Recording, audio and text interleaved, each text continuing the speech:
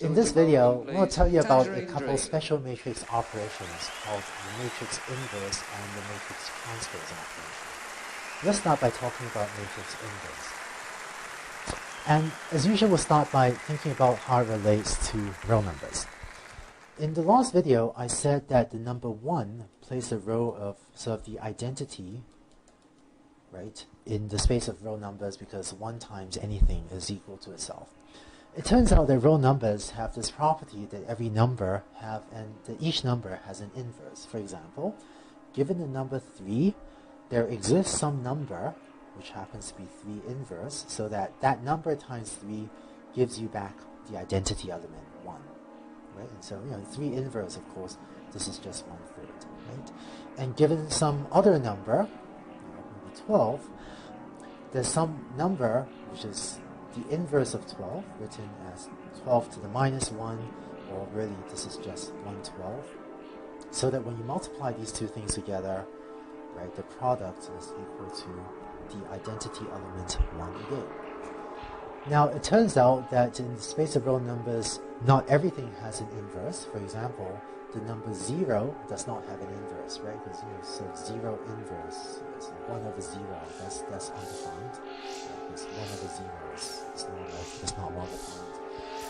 And what we want to do in the rest of the slide is figure out what does it mean to compute the inverse of the matrix. Here's the idea.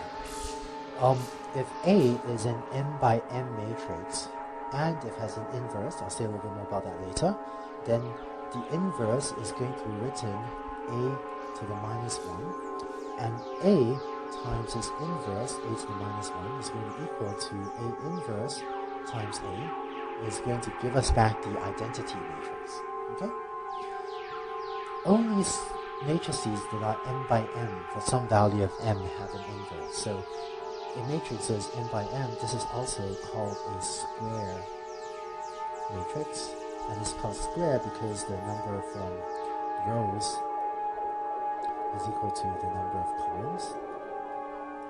Right? And it turns out only square matrices have inverses. So A is a square matrix, it's m by m, and if it is inverse, then it satisfies this equation over here. Let's look at a concrete example. So let's say I have a matrix 3, 4, 2, 16. So this is a 2 by 2 matrix. So it's a square matrix, and so this matrix could have an inverse. And it turns out that I happen to know the inverse of this matrix is 0.4 minus 0.1 minus 0.05, 0.075.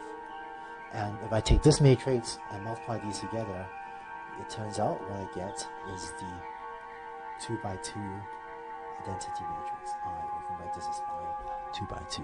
Okay? And so on this slide, this matrix is the matrix A, and this matrix is the matrix A inverse. And it turns out that here I've computed A times A inverse. It turns out if you compute A inverse times A, you also get back the identity matrix. So how did I find this inverse? How did I come up with this inverse over here?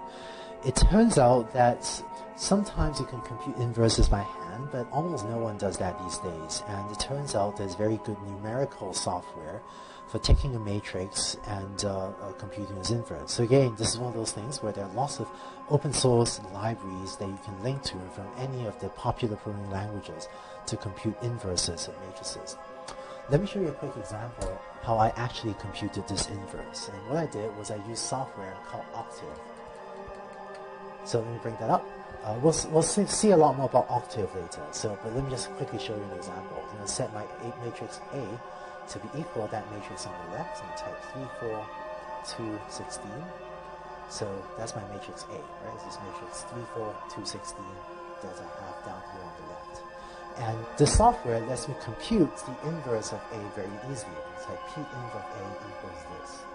And so this is, right, this matrix here, 0.4 minus 0.1 and so on. This is giving me a numerical solution to what is the inverse of A. So actually let me just write inverse of A equals P inv of A. So set inverse of A over that. I can now just verify that A times A inverse are identity. So it's like A times result of that is this matrix. And this is 1, 1 on the diagonal, and essentially 10 to the minus 17, 10 to the minus 16. So up to numerical precision, up to a little bit of round-off error that my computer had in multiplying these two matrices. So up to low numerical round-off, these numbers off the diagonals are essentially 0. And so A times the inverse is essentially the identity matrix. And also verify inverse of A times A is also equal to the identity with ones of the diagonals and values that are essentially 0 except for a little bit of round-off error on the off diagonals. In my definition of the inverse of a matrix, I had this caveat, right? First, A must always be a square matrix, but I had this caveat of if A has an inverse.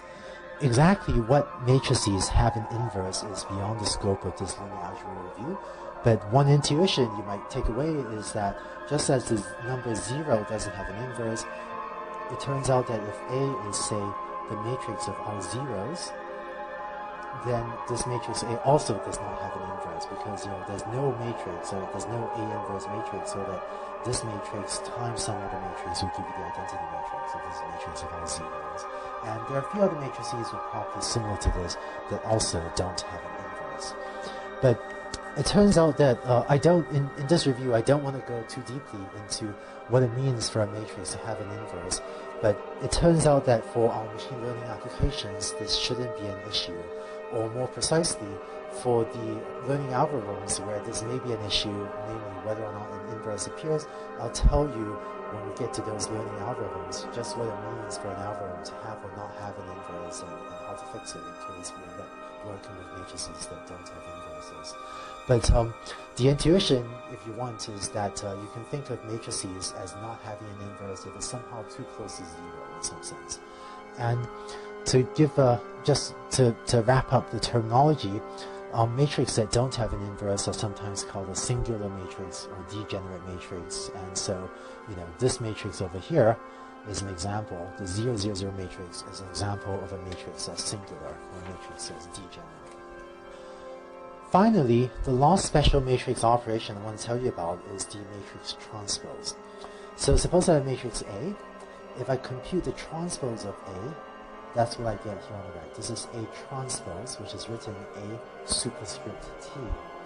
And the way you compute the transpose of a matrix is as follows. To get a transpose, I'm going to first take the first row of A, 1, 2, 0. That becomes this first column of the transpose. And then I'm going to take the second row of A, 3, 5, 9, and that becomes the second column of the matrix A transpose. And another way of thinking about how to compute the transpose is as if you're taking this sort of 45-degree, axis and you're mirroring or you're flipping the matrix along that 45-degree axis. Okay? So here's the more formal definition of a matrix transpose. Let's say A is an M by N matrix, and let's let B equal A transpose. Let me say A equals A transpose. Like so. Then B is going to be an N by M matrix with the dimensions reversed. So here we had a 2 by 3 matrix, and so the transpose becomes a 3 by 2 matrix. And moreover, Bij is equal to Aj. So the Ij element of this matrix B is going to be the Ji element of that earlier matrix A.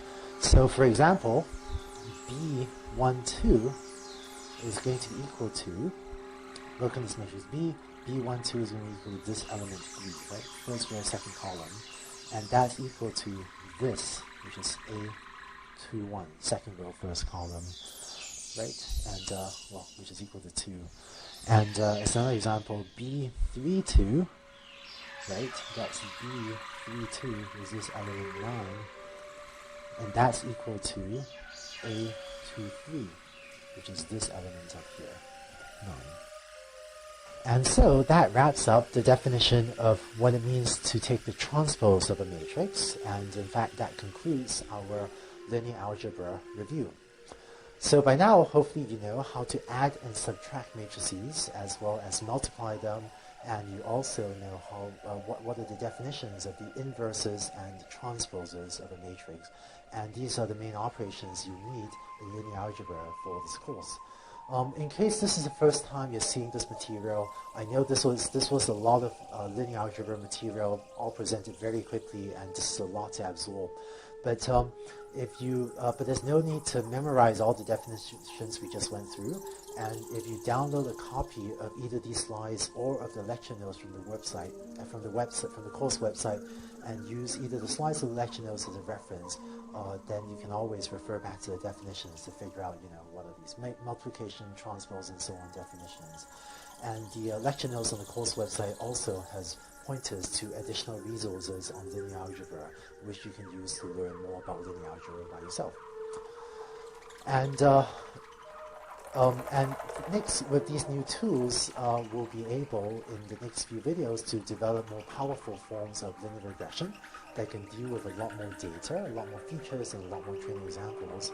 And later on, after linear regression, we'll actually continue using these linear algebra tools to derive more powerful learning algorithms as well.